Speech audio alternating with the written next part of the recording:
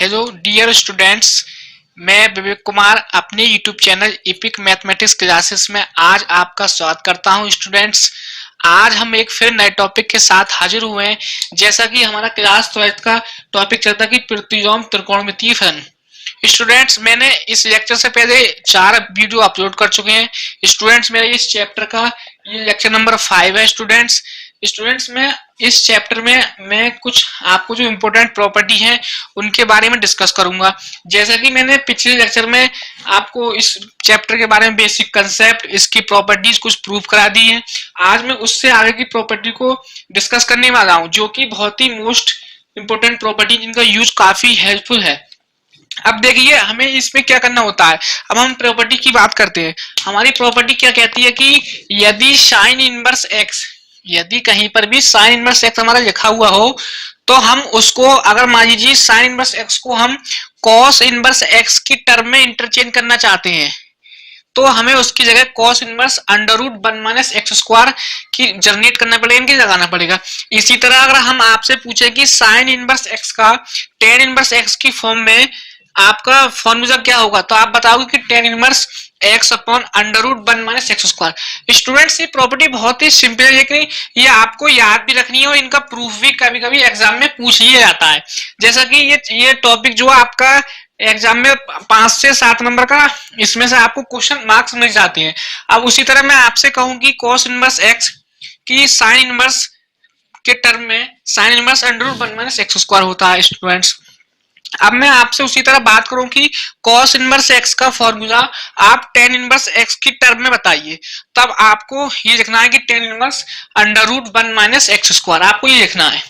इसी तरह मैं आपसे बात करूं कि tan इनवर्स x का sin इनवर्स x की टर्म में फॉर्मूला क्या होगा, तो आप बताओगे कि sin inverse x upon under root 1 plus x square. उसी तरह मैं आपसे बात करूं कि cos इनवर्स की टर्म में क्या होगा, tan इनवर्स x का फॉर्मूला, तो आप बताओगे कि cos inverse 1 upon under root 1 plus x square. अब स्टूडेंट्स, किसी स्टूडेंट्स के मन में विचार आ रहा होगा कि हमें इनको अप्लाई कैसे करना है सर जी, कि हमें इनको क्या करना है।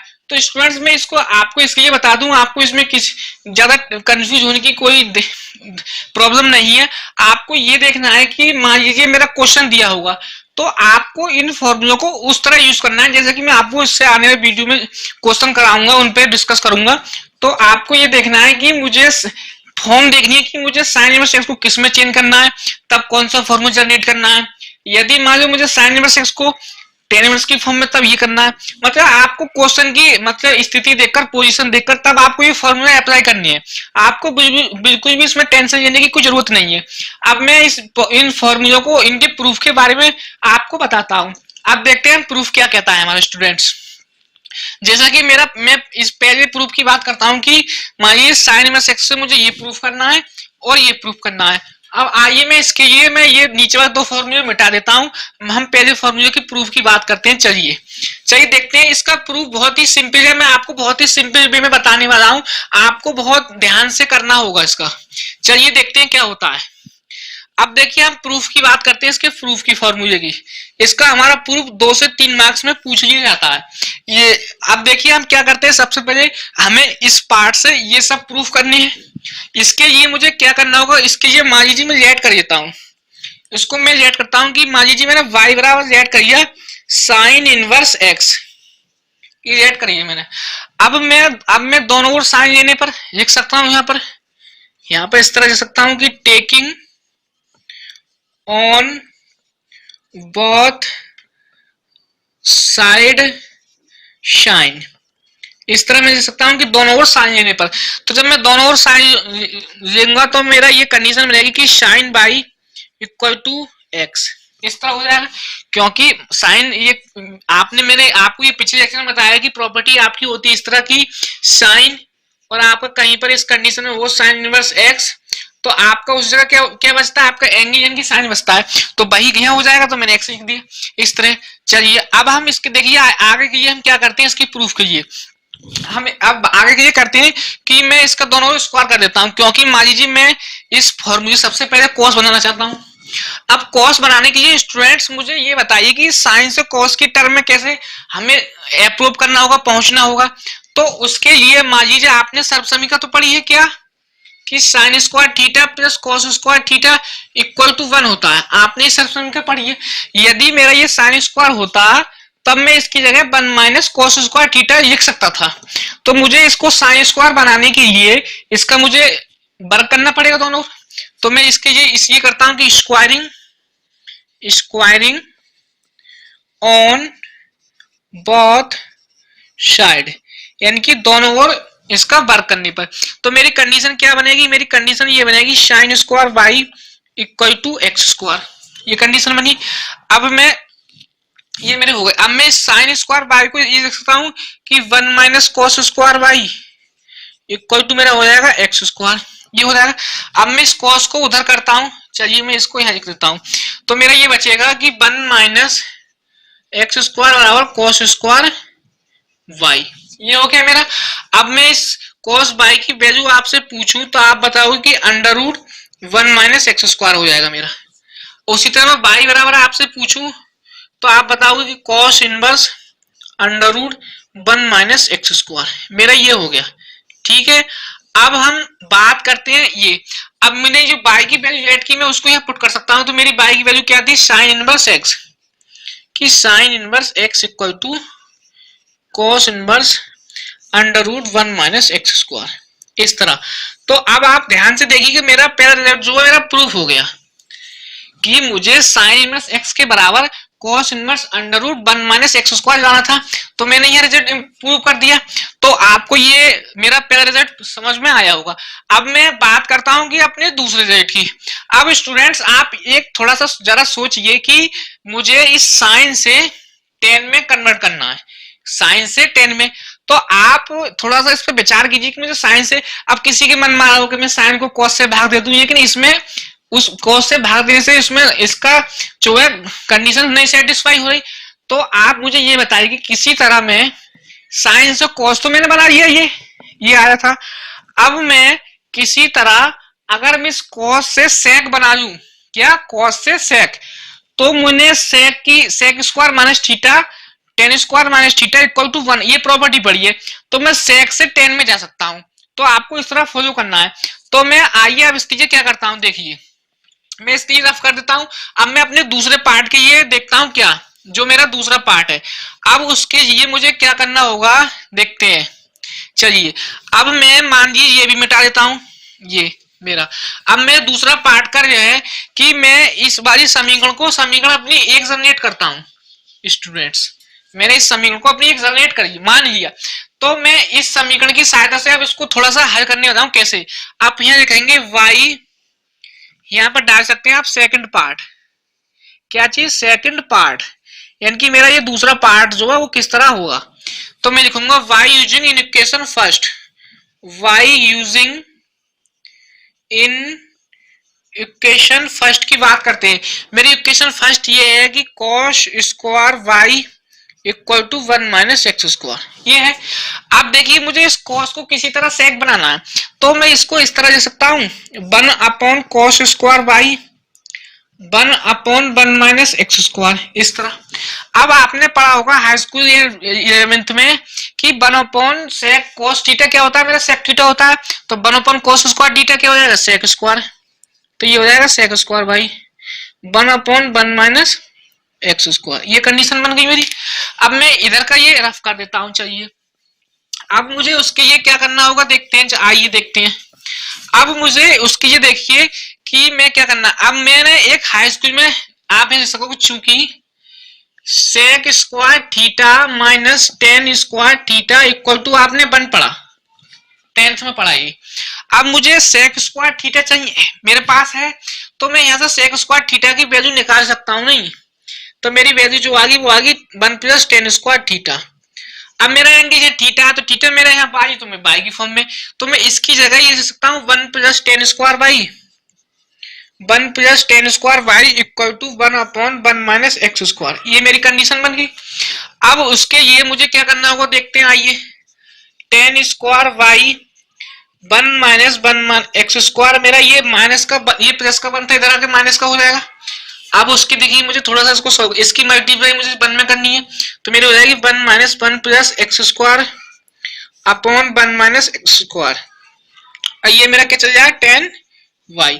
अब देखिए मेरे एक से एक कैंसिल हो गया, 10 स्क्वायर वाई, सॉरी। अब उसकी जी मेरी कंडीशन क्या बची, मेरी बची 10 square y equal to x square upon 1 minus x square, ये मेरी कंडीशन बची। अब इसकी जी मिटा देता हूं। अब देखते हैं क्या, इस तरह ये मेरा रिजल्ट जो है प्रूफ होने वाला है। अब मुझे इस स्क्वायर को सर रूट बनना है, तो मेरा हो जाएगा 10 y equal to under root x square upon 1 minus x square, ये मेरा हो जाएगा। उसके बाद मुझे क्या करना है कि अब देखते हैं कि y की वैल्यू जो आ गई मेरी आ गई 10 इनवर्स। अब ये एक्स स्क्वायर रूट से बाहर निकलेगा तो क्या आ गया मेरा x upon under root 1 minus x square. और मैंने y की जो वैल्यू मतलब z की थी मैं उसको बैक आउट कर देता हूं। क्या मानी थी मैंने, sine inverse x equal to मेरा क्या बचा 10 inverse x upon under root 1 minus x square. इस तरह स्टूडेंट्स मेरा ये सेकंड रिजल्ट था वो भी मेरा प्रूफ होके आ गया है। तो आई होप, मैं आशा करता हूं कि आपको ये मेरा रिजल्ट समझ में आया होगा। अब स्टूडेंट्स इसी तरह मैंने जो दो नीचे फॉर्मूले लिखे थे आपको सिमिलरली इसी तरह वे भी आपको प्रूव करने हैं और आपको इसके साथ साथ याद करनी है। अब मैं आइए आगे इसके अगली प्रॉपर्टी के आगे की बढ़ता हूँ। मेरी ये आपको समझ में आया होगा।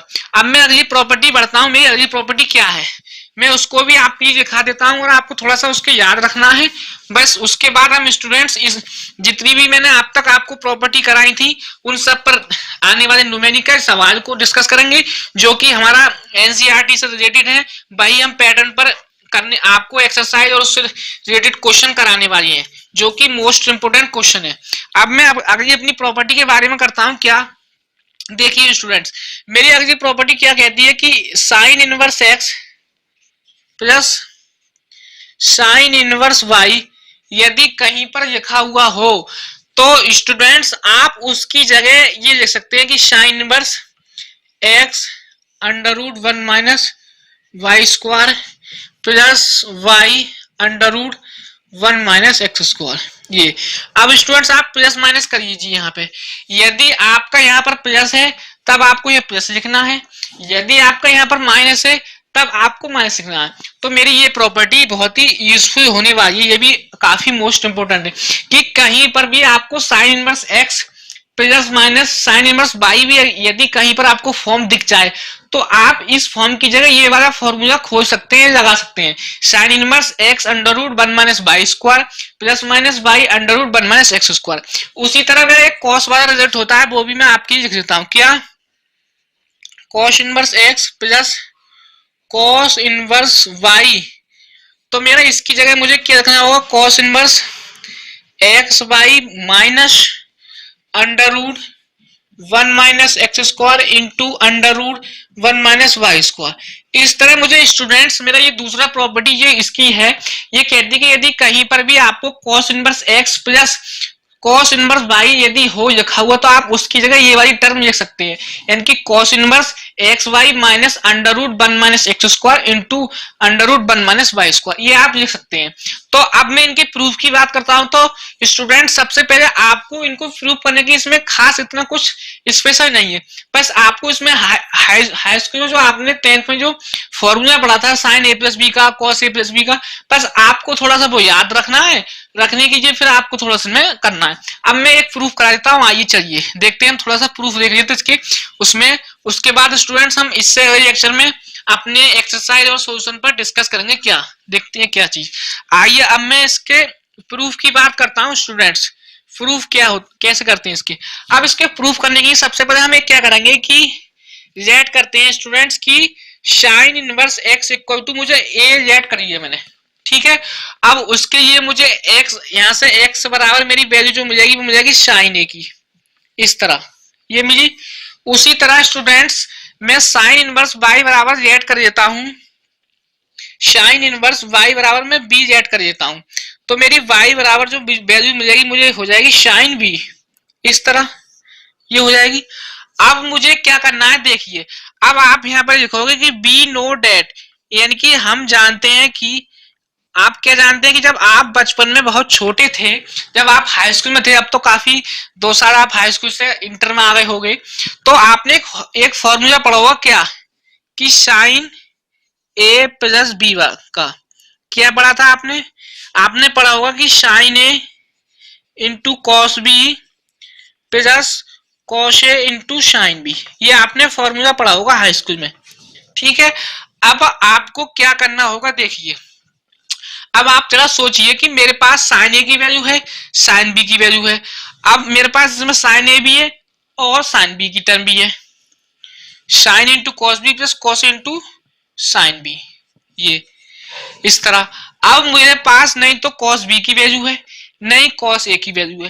तो अब स्टूडेंट्स आपने हाई स्कूल में एक सर्वसमीका फिर पढ़ी होगी। सर्वसमीका क्या पढ़ी होगी कि आपने पढ़ा होगा कि sine square theta plus cos square theta equal to 1 होता है। यदि मैं आपसे इस सर्वसमीका से कॉस की वैल्यू निकलवाने के लिए बोलूं तो आप क्या बताओगे? कि आप ये बताओगे कि cos square theta 1 minus sine square theta, इस तरह।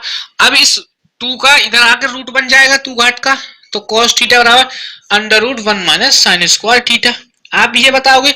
तो मुझे बस वही करना है कि इस कॉस बी की जगह ये वाली टर्म लगानी है और कॉस ए की जगह भी ये टर्म लगानी है। जहां ए है वहां ए लगाना है, जहां बी है। आइए देखते हैं क्या करते हैं।